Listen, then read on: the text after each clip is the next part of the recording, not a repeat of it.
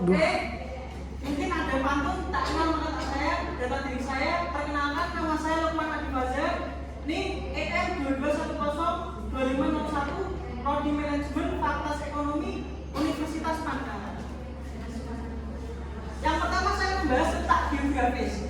Letak geografis Indonesia adalah berada di antara dua benua, yaitu Asia dan benua Australia. Letak maritim Indonesia sangat baik karena dikelilingi oleh 3 lautan besar. Letak geografis Indonesia yang strategis menjadikan Indonesia kaya akan keragaman budaya dan suku bangsa. Yang keempat, letak geografis Indonesia yang strategis juga menempatkan Indonesia di persimpangan jalur transportasi perdagangan internasional yang ramai. 5. Letak maritim Indonesia memberikan dampak kepada rakyat Indonesia seperti adanya usaha di bidang pelayaran, perikanan, dan pelabuhan. 6. Letak maritim Indonesia memberikan potensi besar bagi perekonomian Indonesia. 7. Laut Indonesia tergolong laut pedalaman, yakni laut yang diambil oleh daratan atau pulau atau laut yang terletak di tengah daratan. Apa saja sih yang terkandung di dalamnya? Yang pertama, laut Indonesia menyimpan berbagai kekayaan alam, mulai dari ikan, udang, kerang, rumput laut, terumbu karang, hingga minyak bumi. Yang kedua adalah biota laut. Yang ketiga, ikan seperti tuna, udang, lobster, ikan karang, dan berbagai jenis ikan hias. Yang keempat, rumput laut dengan sekitar 555 spesies. 6. Terumbu karang dengan sekitar 900 biota. Ketujuh, teripang dengan 350 spesies yang teridentifikasi di Indonesia. 7. Mangrove atau hutan bakau yang merupakan habitat berbagai jenis ikan, udang, dan kerang. Yang ketujuh adalah sumber daya non-hayati. 8. Seperti minyak bumi yang dapat dimanfaatkan untuk memasak, bahan bakar kendaraan, gas cair, hingga pembangkit listrik. Ini tadi sudah saya sampaikan saja, Mas. Oke, untuk potensi ekonomi, yang pertama adalah penangkapan ikan dan budidaya perikanan. Yang kedua adalah industri maritim. 3. Bioteknologi. 4. Jasa kelautan. 7. Produksi garam dan turunannya. 8. Biofarmakologi laut. 9. Pemanfaatan air laut selain energi. 10. Keunikan topografi dasar laut. 11. Indonesia memiliki topografi dasar laut yang sangat beragam seperti gunung api dalam laut, paparan yang dangkal, dan palu-palu dalam laut. 12. Indonesia merupakan wilayah maris mega biodiversity terbesar di dunia. Nah, ini undang-undang yang mengatur laut Indonesia.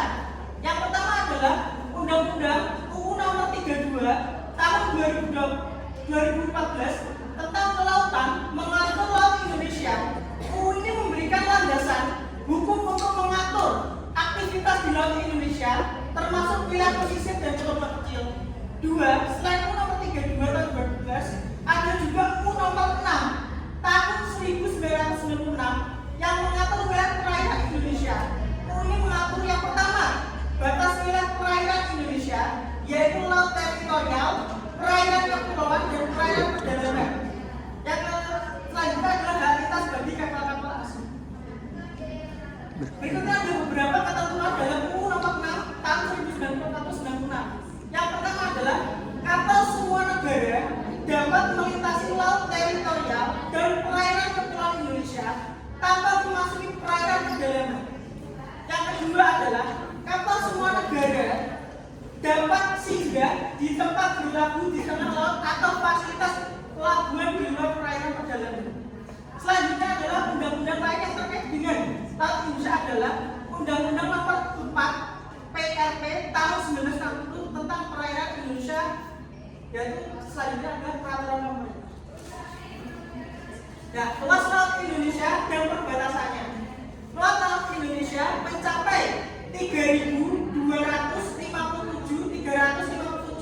km persegi menurut jurnal Kemendagri.go.id.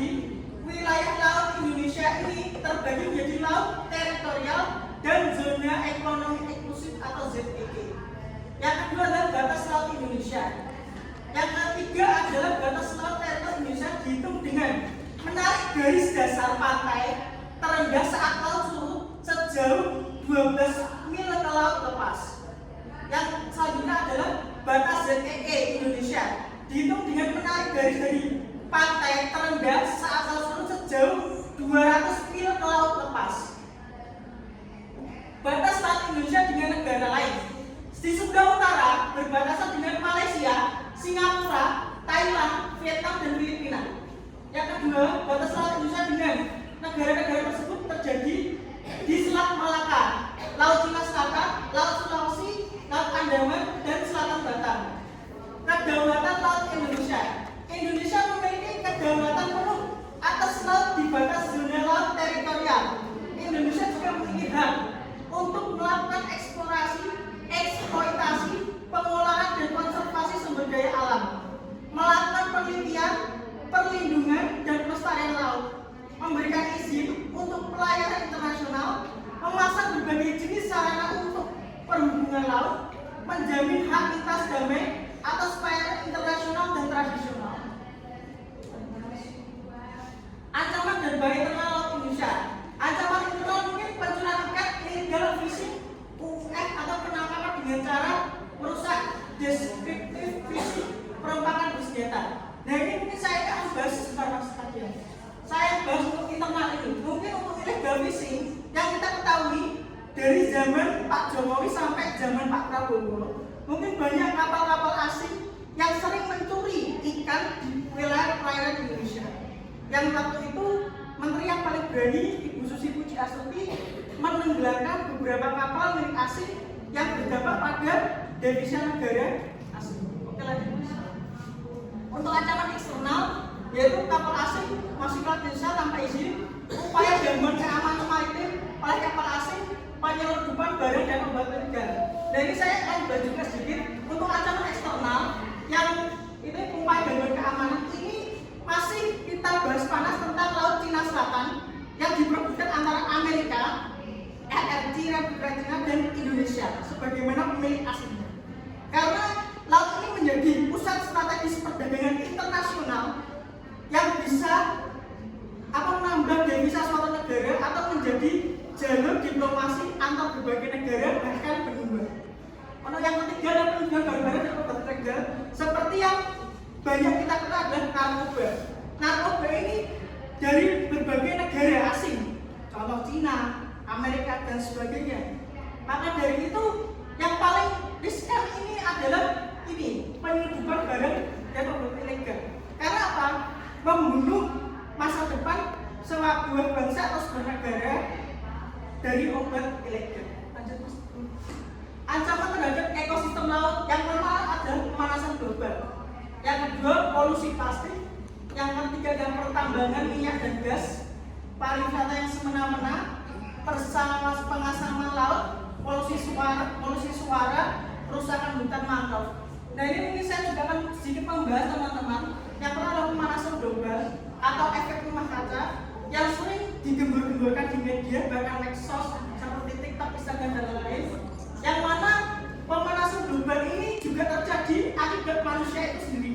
Yang pertama adalah asap kendaraan, yang kedua pembangunan gedung bertingkat yang menggunakan kaca dan sebagainya. Yang kedua adalah pertambangan minyak dan gas. Ini juga menjadi merusak ekosistem laut yang paling besar. Karena apa teman-teman? Menjadi kerusakan karena setelah mengebor laut untuk ditambang minyak atau batu-bara atau gas alamnya, pastikan itu tidak ada yang namanya konservasi wilayah lagi. Dan itu membuat laut itu seolah-olah habis dilubangi, dibiarkan saja, dapat merusak gitu. Yang kedua, pariwisata yang semena-mena. Nah, pariwisata semena-mena ini yang saya pernah baca itu yaitu bagaimana para wisatawan kurang menjaga wisata alam seperti laut. Contohnya membuang sampah.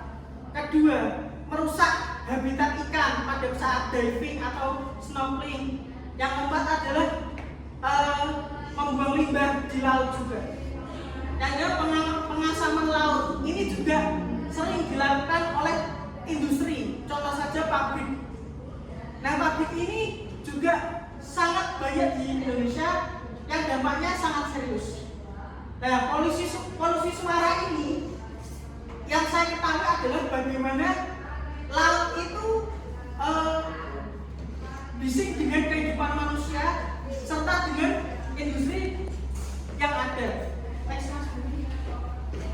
Nah, dampak ancaman terhadap laut mungkin yang tambahan kerusakan terumbu karang, berkurangnya berbagai jenis dan ukuran ikan karang, ekonomi laut tidak seimbang, kerugian besar, terutama dampak pada kelestarian ekosistem laut, upaya mengatasi ancaman modifikasi alam tangkap, pengembangan inovasi dan teknologi yang baru, sosialisasi pada masyarakat, serta penegakan hukum terhadap pelaku pencurian ikan.